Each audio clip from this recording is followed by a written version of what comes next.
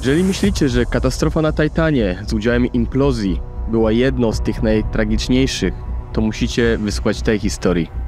W sobotę, 5 listopada 1983 roku, podczas wiercenia w złożu gazu Frigg, znajdującym się w norweskiej części Morza Północnego, nurkowie Roy Pitt Lucas, Edwin Cowart Ross i Bjorn Ivar Bergson zostali wysłani do prac konserwacyjnych głęboko pod platformą. W asyście dwóch odważnych operatorów nurkowych, Williama Cramonda i Martina Sandersa, Drew Slovic i Bjorn Bergsten zeszli na głębokość 90 metrów, aby przeprowadzić konserwację dolnej części konstrukcji wiertniczej. Możliwość osiągnięcia takich głębokości była możliwa dzięki użyciu dzwonu nurkowego, który można było połączyć z zestawem komór, w których nurkowie tymczasowo mieszkali. W przeciwieństwie do innych nurków, spędzali oni do 28 dni w ciasnej komorze wysokociśnieniowej, gdzie pracowali, jedli i spali. Firma naftowa wymagała, aby nurkowie pracowali długie, 18-godzinne zmiany, mając zaledwie 3 godziny snu przed kolejną zmianą. Wynagrodzenie było bardzo wysokie, często wynosząc od 30 000 do 45 000 dolarów miesięcznie, ale warunki pracy były klaustrofobiczne i niezwykle wymagające. Nie każdy nadawał się do takiej pracy.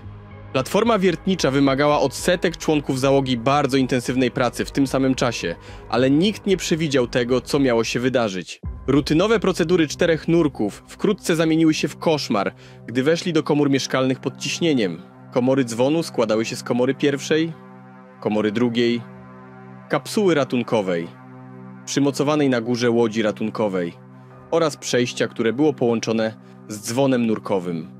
Dzwon nurkowy był następnie mocowany do tego przejścia, podczas gdy dwaj operatorzy nurkowi, William i Martin, obsługiwali go na zewnątrz platformy. Komory pod ciśnieniem były umieszczone na platformie, natomiast dzwon nurkowy mógł być oddzielony i opuszczony na wymaganą głębokość. Taki układ pozwalał na optymalne wykorzystanie czasu i zasobów, usprawniając przejście między środowiskiem podwodnym o wysokim ciśnieniu a komorami mieszkalnymi. Podczas nurkowania pod powierzchnią wody ciśnienie jest najgorszym wrogiem nurka. Ciśnienie otoczenia wzrasta o około 1 atmosferę na każde 10 metrów głębokości. Każda dodatkowa atmosfera zwiększa siłę nacisku o około 700 kg na metr kwadratowy na ciało nurka. Głównym problemem podczas nurkowania nie jest zejście na duże głębokości, ale bezpieczny powrót na powierzchnię. Przy odpowiednio dużym zanurzeniu wzrastające ciśnienie wody powoduje, że azot i hel rozpuszczają się w krwiobiegu, nasycając go proporcjonalnie do wzrostu ciśnienia. To nasycenie następuje, gdy nurkowie oddychają specjalną mieszanką gazów wewnątrz komór, zazwyczaj zawierającą hel i tlen, znaną jako helioks. Ta mieszanka jest dostosowywana w zależności od głębokości nurkowania, stąd termin nurkowanie saturacyjne.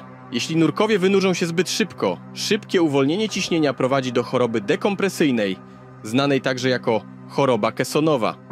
Gwałtowny spadek ciśnienia powoduje, że rozpuszczony azot w krwiobiegu ponownie staje się gazem, tworząc pęcherzyki azotu w całym ciele. Choroba Kessonowa może powodować nudności, zawroty głowy, silny ból stawów, paraliż, a nawet śmierć. Jedynym sposobem na uniknięcie choroby dekompresyjnej jest powolne wynurzanie się, pozwalając azotowi naturalnie się rozpuścić. Jednak przemysł naftowy nie jest znany z cierpliwości. Tego rutynowego dnia technicy odpowiedzialni za system podtrzymywania życia upewnili się, że skład powietrza w hiperbaricznych komorach odpowiadał temu, co nurkowie potrzebowali do oddychania pod wodą. W tym samym czasie zespół kontrolujący nurkowanie operował dzwonem nurkowym, podnosząc go i opuszczając za pomocą dźwigu oraz monitorując działania nurków. O 4 nad ranem Drew i Bjorn właśnie zakończyli prace konserwacyjne przy ciśnieniu 9 atmosfer, wymaganym na głębokości 90 metrów i wynurzyli się na powierzchnię za pomocą dzwonu nurkowego. Po dotarciu na powierzchnię, dzwon nurkowy musiał zostać ponownie podłączony do komór nurkowych, które operowały na tym samym ciśnieniu atmosferycznym. Tymczasem na powierzchni Roy Lucas i Edwin Cowart odpoczywali, gotowi przejąć kolejną zmianę, gdy Slovic i Bjorn wrócą. Jedną z najważniejszych ról w nurkowaniu saturacyjnym mają operatorzy, którzy pomagają w rozmieszczaniu i wyciąganiu umbilikalu. Umbilikal to fizyczne połączenie zapewniające dostawę powietrza i łączność nurków z powierzchnią. W przeszłości operatorzy byli również odpowiedzialni za dokowanie dzwonu nurkowego do ciśnieniowych komór mieszkalnych, tak jak miało to miejsce na Byford Dolphin. Operatorzy trzymali życie swoich kolegów nurków w swoich rękach. Dwaj doświadczeni operatorzy, William i Martin, byli gotowi podłączyć dzwon nurkowy z powrotem do hiperbaricznych komór mieszkalnych. Gdy Drew, Slowicz i Bjorn Bergson wrócili z głębin, Cramond pomyślnie podłączył dzwon nurkowy do komór mieszkalnych i bezpiecznie umieścił Bjorn, Bergsona i Drew, Slowica w pierwszej komorze. Ten zespół nurków wielokrotnie przeprowadzał ten proces i znał go na pamięć. W normalnych warunkach umieszczenie nurków w strefie odpoczynku i odłączenie dzwonu nurkowego było stosunkowo proste. Proces wyglądał następująco. 1. Zamknięcie drzwi dzwonu nurkowego, które były otwarte do przejścia, aby nieco zwiększyć ciśnienie w dzwonie. 2. Dokładne uszczelnienie drzwi dzwonu. 3. Zamknięcie drzwi komory pierwszej, które również były otwarte do przejścia. 4. Powolne obniżenie ciśnienia w przejściu. 5. Otwarcie zacisku, aby odłączyć dzwon nurkowy od systemu komór. Nagle wszystko wymknęło się spod kontroli. Cramond otworzył zacisk, wywołując reakcję łańcuchową, która gwałtownie skompresowała komory. Dzwon nurkowy odłączył się, zanim drzwi komory zostały całkowicie zamknięte, co spowodowało eksplozję dekompresyjną. Różnica ciśnień rozerwała komory mieszkalne, rzucając Helebujka na ziemię, gdy ciśnienie niszczyło wszystko na swojej drodze.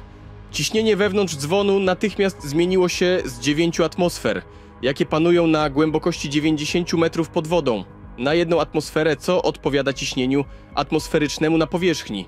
Gwałtowny wypływ powietrza z komory spowodował, że ciężki dzwon nurkowy poleciał w powietrze. Uderzył w Cramonda i Saundersa, ciężko ich raniąc. Cramond albo odłączył dzwon nurkowy bez odpowiedniego rozkazu, albo lider nurkowania nakazał odłączenie zamka, mimo że tunel wciąż był pod ciśnieniem. Ostatecznie Cramond zmarł z powodu odniesionych obrażeń, podczas gdy Saunders przeżył, ale jego obrażenia były poważne. Gdy członkowie załogi znaleźli go, był częściowo przygnieciony przez 4-tonowy dzwon nurkowy. Jego płuca uległy zapadnięciu. Miał również 3 złamania kręgosłupa i złamaną szyję. Chociaż nie można tego potwierdzić, prędkość gwałtownej i nieplanowanej dekompresji spowodowała natychmiastową i bezbolesną śmierć 4 nurków. Taka dekompresja to wyrok śmierci, którego nikt nie mógłby przeżyć.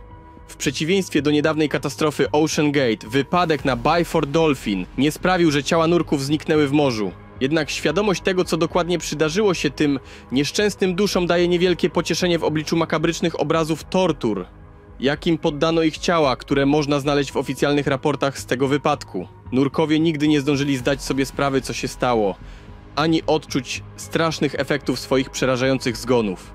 Pomimo bliskości do drzwi, krew Lucasa, Cowarda i Fergusona natychmiast zagotowała się w ich ciałach. Choć ciała Lucasa, Fergusona i Cowarda były nie do poznania, Helebuyk poniósł najstraszniejszą śmierć, ponieważ znajdował się najbliżej drzwi.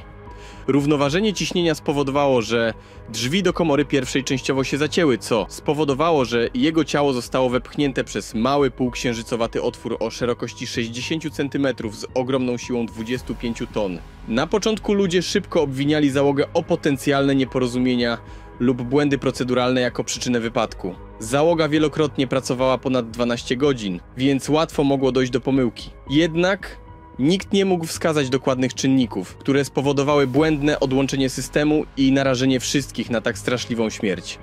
A ponieważ Cramond zmarł, prawdziwy powód jego otwarcia zacisku został na zawsze utracony. Aby zminimalizować znaczne ryzyko, konieczne jest bezbłędne wykonanie każdego szczegółu operacji. Najważniejsze jest właściwe zarządzanie transferem ciśnienia, które może zapobiec katastrofom tego typu. Sojusz Nurków Morza Północnego. Grupa aktywistów złożona z nurków oraz rodzin ofiar uważa, że wyższe władze zignorowały swoje obowiązki i dostarczyły nurkom na Byford Dolphin wadliwy sprzęt. Twierdzą, że system komór ciśnieniowych był przestarzały i brakowało mu odpowiednich zabezpieczeń, które mogłyby zapobiec katastrofie. Warto zauważyć, że sprzęt używany przez załogę podczas operacji pochodził z 1975 roku i nie posiadał nowoczesnych mechanizmów zabezpieczających. Jednym z kluczowych brakujących elementów był mechanizm blokady, który zapobiegłby otwarciu przejścia, gdy dzwon nadal znajdował się pod ciśnieniem. W rezultacie norweskie przepisy zostały zaktualizowane, aby wymagać mechanizmów blokujących we wszystkich systemach dzwonów nurkowych. Mimo to wiele osób uważa, że to właśnie brak mechanizmu blokującego był jedyną przyczyną wypadku. Niestety minęły dekady, zanim rząd Norwegii, który zarządzał platformą Byford Dolphin w 1983 roku, uznał swoją odpowiedzialność za ten wypadek i zadośćuczynił rodzinom zmarłych mężczyzn. Dopiero w 2009 roku rząd zapewnił nieujawnione odszkodowania rodzinom wszystkich 6 ofiar, w tym Saundersowi. Według raportu przyczyną wypadku był wadliwy sprzęt, a nie błąd ludzki. Oprócz wadliwego sprzętu, hałaśliwe otoczenie utrudniające komunikację i niejasne polecenia również przyczyniły się do wypadku.